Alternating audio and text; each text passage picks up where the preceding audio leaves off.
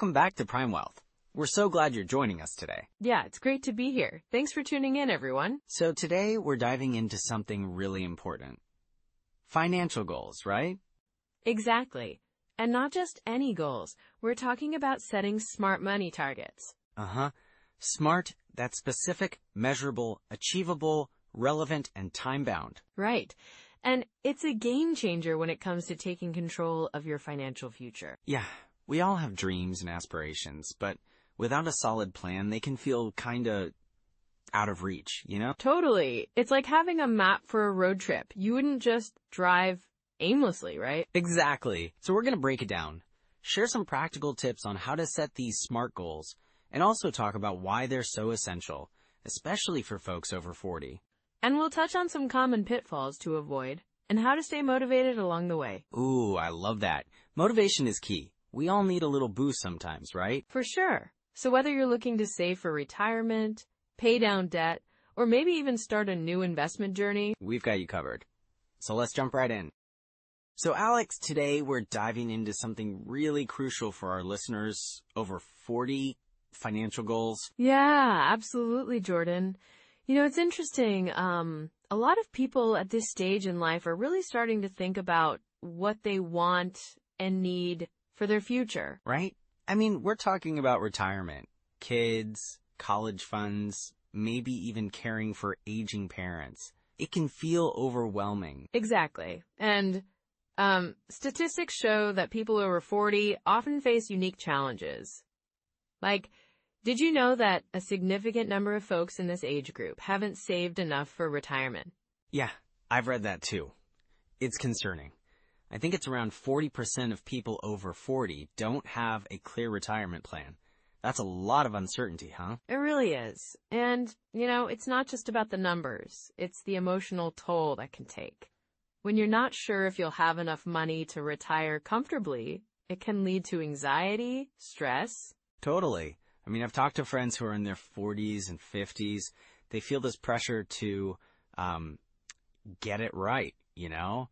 They're balancing their current lifestyle with future needs. Yes, and that pressure can make it harder to actually sit down and set those financial goals. It's like, where do you even start?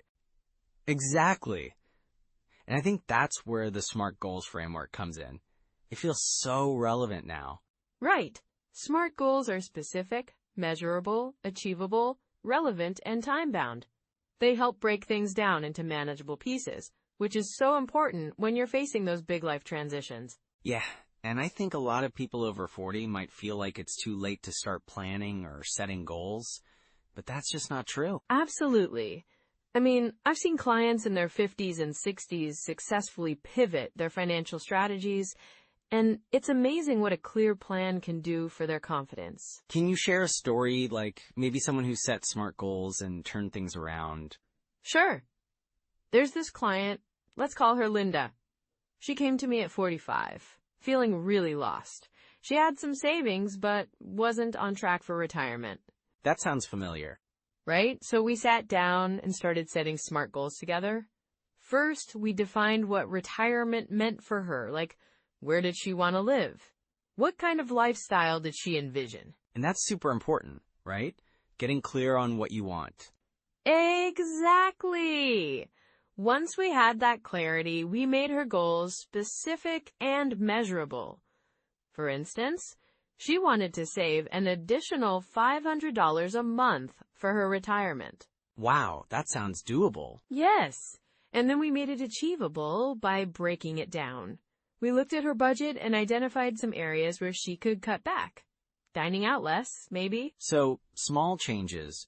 Right. And we made those changes relevant to her goals. Like, every time she resisted a temptation to splurge, she reminded herself of that retirement vision. That's powerful. It's like she had a why behind her actions. Exactly. And lastly, we set a timeline. We agreed on a 5-year plan to revisit her savings and adjust as needed. I love that. It's like having a checkpoint along the way. Yes. And the best part is, after a few years, Linda came back and she was on track. Actually, she was ahead of schedule. Wow, that's inspiring. So it's really about taking those first steps. Exactly. And For our listeners, those steps can feel daunting, but they don't have to be. And I think it's important to remind everyone that starting now can make a huge difference, even if you feel behind. Absolutely. The earlier you set those SMART goals, the more time you have to adjust and reach them. Plus, it's about building that sense of control, right? Yes! And that control translates to peace of mind. Knowing you're working towards something can really alleviate that financial anxiety. And it's never too late to start. Exactly, Jordan.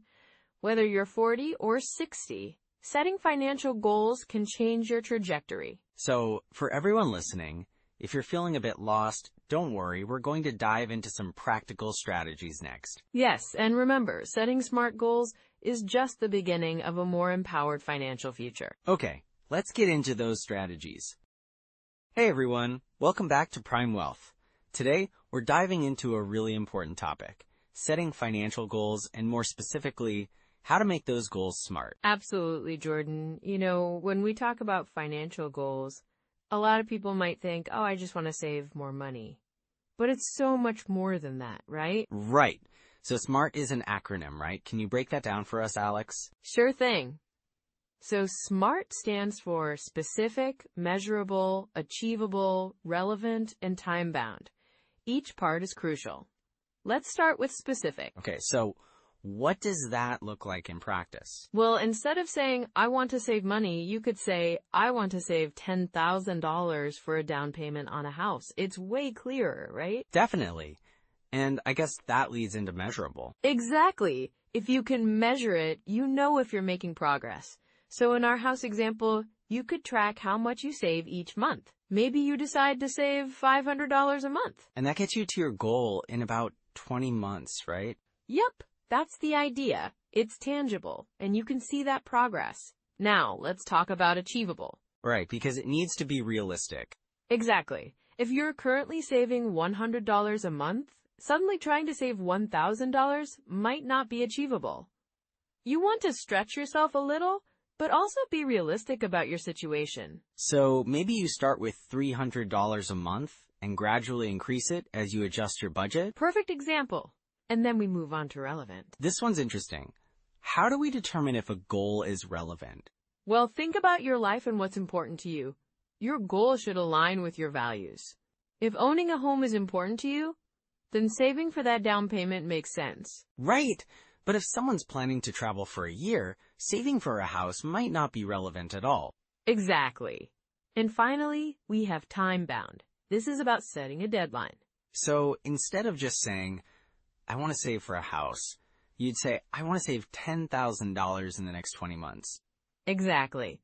Giving yourself a timeline helps keep you motivated and focused. This all sounds great, but what if someone is just starting out and feels overwhelmed?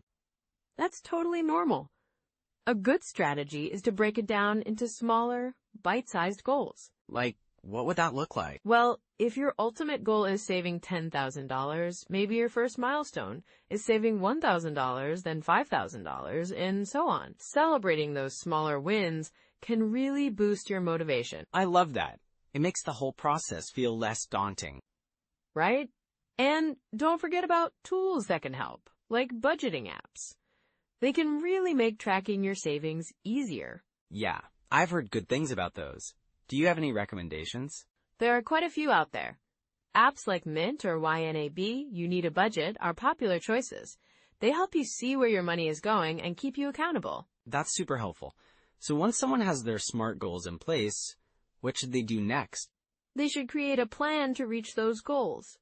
This might mean adjusting your spending or finding ways to earn extra income, like a side gig. Ooh, side gigs can be great. I mean, there are so many options now, right? Yeah. Whether it's freelancing, driving for a rideshare service, or even selling online, there's something for everyone. And I imagine it's important to keep reviewing and adjusting your goals as life changes. Absolutely. Life is unpredictable. You might have unexpected expenses, or your priorities might shift. Regularly revisiting your goals is key. So, would you recommend setting a specific time every few months to check in on these goals? Yes. Setting a 3 or 6 month review can really help you stay on track. I think the biggest takeaway here is that it's about creating a plan that works for you and adjusting it as needed. Exactly. And remember, it's not about perfection, it's about progress. That's such a good reminder. But, even with the best plans, there are pitfalls people can fall into. Oh, definitely. A lot of people can struggle with consistency or get discouraged if they hit a bump in the road. Right. It's so easy to feel like giving up if things don't go perfectly. Exactly. And that's why having a support system, whether it's friends, family, or even a financial advisor, can make a big difference. That's such a great point. So it's really about keeping that positive mindset and staying flexible. Yes. And if you find yourself veering off course, just remember to reassess and realign with your SMART goals. I love that. Okay, I think we've covered a lot today. Yeah, it's been a great conversation. Financial goals can feel overwhelming, but breaking them down into SMART targets really makes it manageable. Thanks for sharing your wisdom, Alex. And to everyone listening, remember to stay positive and keep moving forward. Absolutely. We'll see you next time on Prime Wealth. Bye, everyone. So, Alex, we've talked about setting SMART financial goals, but I think it's really important to also discuss the common pitfalls people can fall into. Mistakes that can derail those goals. Absolutely, Jordan. It's easy to get caught up in the excitement of setting goals, but there are definitely some traps out there that can trip people up. Right. Like, what do you think is one of the biggest mistakes people make when setting their financial goals? Well, a big one is being too vague. Instead of saying, I want to save more money, it should be, I want to save $5,000 by the end of the year. Specificity really helps keep you on track. Yeah, that makes total sense. I can see how being vague could lead to a lack of motivation or direction. Exactly. And then there's the issue of setting unrealistic goals. Aiming for the stars is great. But if your goal is completely out of reach, it can lead to frustration and, ultimately, giving up. I've seen that happen with friends. Like, someone might say they want to retire in 5 years when they haven't even started saving yet. Right. Or they might want to pay off a mountain of debt in a month. It's just not practical. And when those goals aren't met, it can really hurt their confidence. So, what do you think are some signs someone might be heading toward that pitfall of unrealistic goals? Well, if you're constantly feeling overwhelmed or stressed about your finances, that's a big red flag. Also, if your goals feel more like dreams rather than plans, it might be time to reassess. Yeah, and maybe if someone finds themselves making excuses, like, oh, I'll start saving next month, or this isn't the right time, that's a sign too, right? Exactly. Procrastination is a huge warning sign. It's like, if you keep pushing things off, it can lead to a cycle of inaction, and that can really set you back. And it's easy to get caught up in that cycle, isn't it? Have you had any clients who face this? Oh, definitely. I once worked with a couple who set a goal to save $100,000 for a down payment on a house in just 1 year. They were so motivated, but when they realized how much they needed to save each month, they became really discouraged. Wow, that's a big number. Did they end up changing their approach? They did. We sat down together and broke it down into smaller, more achievable milestones. Instead of focusing on the total amount, they started saving $10,000 increments. That made it feel much more manageable. That's a great strategy. It's like chunking it down into bite-sized pieces. Exactly. And another pitfall is not tracking progress. When people set goals but don't keep an eye on how they're doing, it's easy to drift off course. Right. It's like setting your GPS but then not checking to see if you're still on the right road. Yeah, and that can lead to a feeling of hopelessness, like, I'm never going to reach this goal. If you're not measuring progress, you might not realize how close you are to hitting that target. So what's a good way to keep track? Setting up monthly check-ins can be super helpful. You can review your budget, see how much you've saved, and adjust if necessary. It keeps you accountable and motivated. I love that idea. And what about those moments when people realize they've set a goal that's just not feasible anymore? What should they do then? Well, it's important to be flexible. Life happens, right? If you need to adjust your goal, that's okay. Just make sure to revise it to something that's still challenging but achievable. Yeah. Life changes, unexpected expenses, job loss. that can really throw a wrench in your plans. Exactly. And recognizing when those changes happen is crucial. If you suddenly find yourself in a tight spot, don't be afraid to hit pause and reevaluate your goals. So it's about being adaptable, huh? Definitely. And, another common mistake is not having a support system.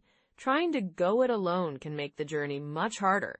Friends, family, or even financial advisors can provide encouragement and guidance. Oh, I can see how that would help a lot. It's nice to share your goals with someone who can keep you motivated. Yes, and they can also offer a fresh perspective. Sometimes, just talking things through can help clarify your thoughts and goals. So, to sum it up, we've got vague goals, unrealistic expectations, lack of tracking, inflexibility, and isolation as those big pitfalls. Exactly. But recognizing these signs is the first step toward avoiding them. And if you find yourself in one of these situations, just remember, it's never too late to pivot. Right. You can always adjust your goals and get back on track. It's all part of the process. Absolutely. And celebrating small wins along the way can really help keep you motivated too. Yeah, it's like giving yourself a pat on the back for every little step forward. Precisely. So if you find yourself facing these challenges, just take a moment to reassess, re-strategize, and reach out for support if you need it. That sounds like a solid plan. Thanks, Alex, for shedding light on these pitfalls and how to navigate around them. My pleasure, Jordan. And remember, every step toward your financial goals is progress. Just keep moving forward. And stay tuned, everyone, because next we'll dive into the best practices for staying flexible and resilient in your financial journey.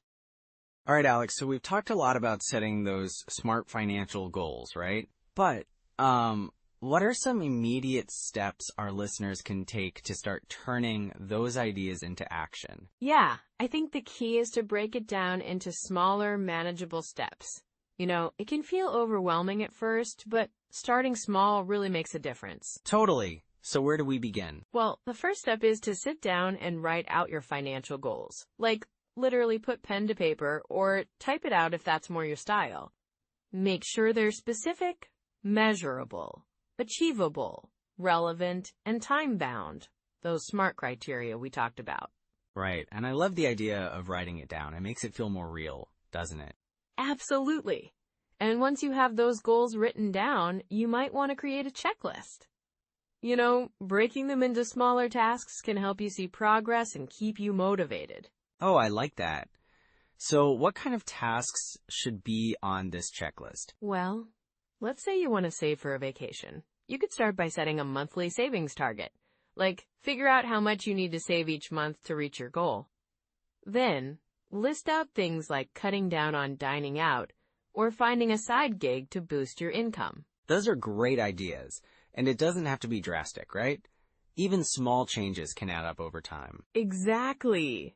Small changes are often the easiest to stick with. And speaking of tools, there are some great apps out there that can help you track your progress. Have you heard of Mint or YNAB, Jordan? Yeah, I've heard of them. They help you budget and keep an eye on your spending, right? Exactly. Mint is great for tracking your expenses and creating budgets, while YNAB, You Need a Budget, is more focused on helping you allocate every dollar. Both can really help you stay accountable. Ooh, I should check them out. But what if someone isn't super tech savvy, though? Are there, old school methods they could use? Sure. A simple spreadsheet can work wonders, or even just a notebook where you jot down your income and expenses. The key is finding a method that feels comfortable for you. Yeah, I love that. So, what about books? Are there any you recommend for people looking to dive deeper into personal finance? Oh, definitely. The Total Money Makeover by Dave Ramsey is a classic. It's straightforward and really focuses on building good habits. Another one I like is Your Money or Your Life by Vicki Robin. It's all about transforming your relationship with money, which I think is really powerful. Those sound fantastic. And I think building good habits is so important. What habits should our listeners focus on first? Well, starting with budgeting is key. Make it a habit to review your budget weekly or monthly. And, another habit could be to track your net worth. Just seeing how it changes over time can be really motivating. Yeah, definitely. And what about saving? Any tips for building that habit? Ah, yes. The pay yourself first approach is super effective. Set up an automatic transfer to your savings account right when you get paid. It makes saving feel effortless. That's a great tip. And what if someone feels like they're not making progress fast enough? That's a common feeling, but it's important to remember that finance isn't a sprint. It's a marathon.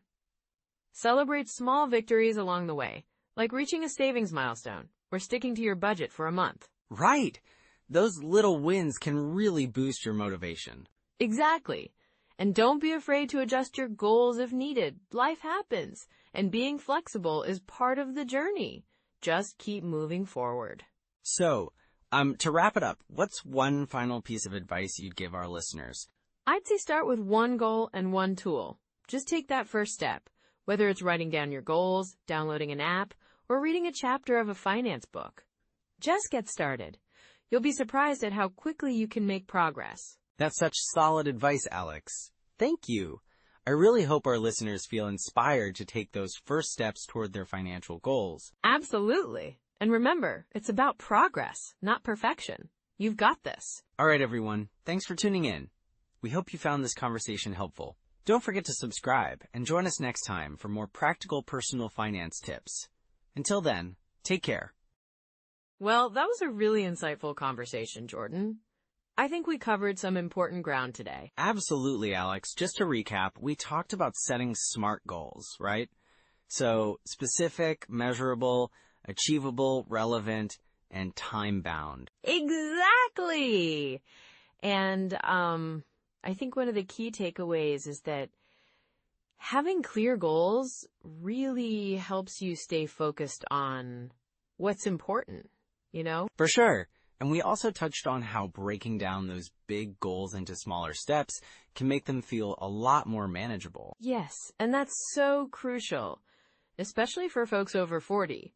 You want to feel like you're making progress, right? Right. And then there was the part about regularly reviewing your goals too. Life changes, and so should your financial plans. Definitely. It's all about staying adaptable and making sure your goals align with your current situation. And let's not forget about celebrating those small wins along the way. It keeps you motivated. Exactly. So folks, remember, set those SMART goals, break them down, review them regularly, and celebrate your progress. You got it. And hey, if you found this episode helpful, please give us a thumbs up, subscribe, and share your thoughts in the comments. We love hearing from you. Yeah, and don't forget to share this with someone you know who's over 40. They might really benefit from it. Next time, we're diving into something really interesting. The psychology of spending. Why do we overspend? And how can we manage it better? That's going to be a great discussion. I can't wait. Me neither. Thanks for joining us today, everyone. And remember, it's never too late to take control of your finances. Take care, everyone. See you next time.